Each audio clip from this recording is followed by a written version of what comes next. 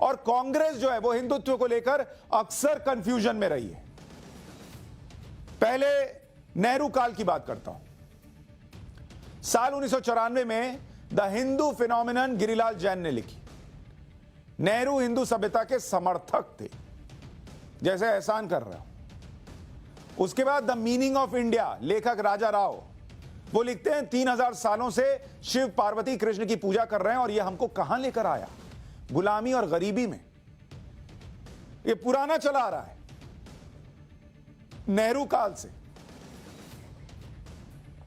ये नेहरू बोलते थे, ये वो लिख रहे हैं कि नेहरू कहते थे कि शिव और पार्वती और कृष्ण की पूजा हमको कहां ले आई, गुलामी और गरीबी में। ये नेहरू के बोले हुए वर्जन वो लिख रहे हैं, राजा राव ने लिखा है। अब इंदिरा गांधी की बात। इंदिरा गांधी ने वोट बैंक के लिए हिंदुत्व का सहारा लिया। उनके मंदिरों में जाने की तस्वीरें आम थी। दिवंगत पत्रकार बलराज पुरी लिखते हैं, हिंदुत्व का सहारा उन्होंने जयप्रकाश नारायण को टक्कर देने के लिए लिया। तब भी टक्कर देने के लिए लिया था, हिंदुत्व का भला करने के लिए नहीं। अब राजीव गांधी की बात। राजीव गांधी ने हिंदू और मुस्लिम दोनों पक्ष के बीच बैलेंस बनाने की कोशिश की। शाहबानो केस और विवादित ढांचे के गेट खुलवाना इसके उदाहरण है। फिर सोनिया गांधी का दौर आया। कांग्रेस ने हिंदू आतंकवाद जैसे शब्द गढ़े, सुप्रीम कोर्ट में राम को काल्पनिक बताया। मुस्लिम तुष्टीकरण पूरे जोर से चला। फिर अब ये नया वाला राहुल प्रियंका का दौर। 2014 और 2019 में मिली हार के बाद खुद को हिंदूवादी दिखाने की कोशिशें हुई। कांग्रेस ने दिग्गज नेताओं के जरिए मुस्लिम तुष्टीकरण भी जारी रखा। मतलब मिक्स एंड मैच करके चलो।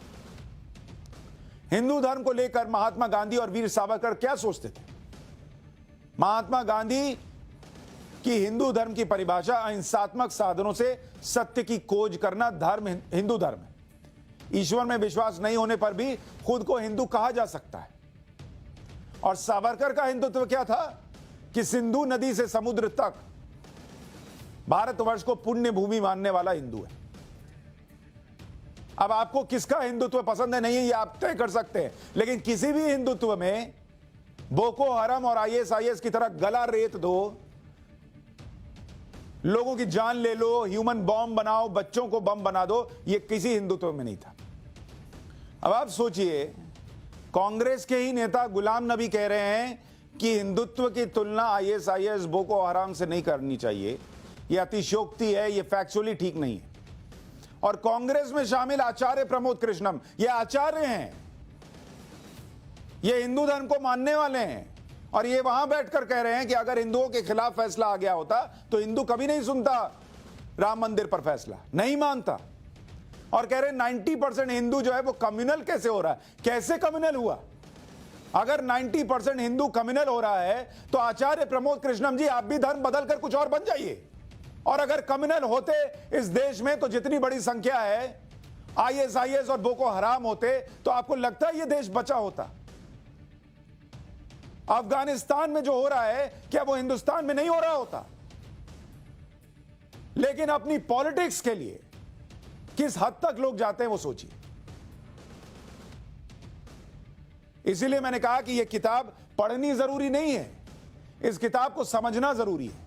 क्योंकि यूपी चुनाव के पहले लॉन्च करना, हिंदुत्व की आतंकवाद से तुलना करना, कैसे लिबरल हिंदुओं को अपनी तरफ खींचना और मुसलमानों के वोट बैंक को अपनी तरफ खींचने की कोशिश करना, यह पॉलिटिक्स में जो चल रहा है उसका क्लासिक एग्जाम्पल है। अब आप तय कीजिए कि यह किताब पढ़नी है और किताब में लिखने वालों को पढ़ना है, दोनों में से क्या करना है।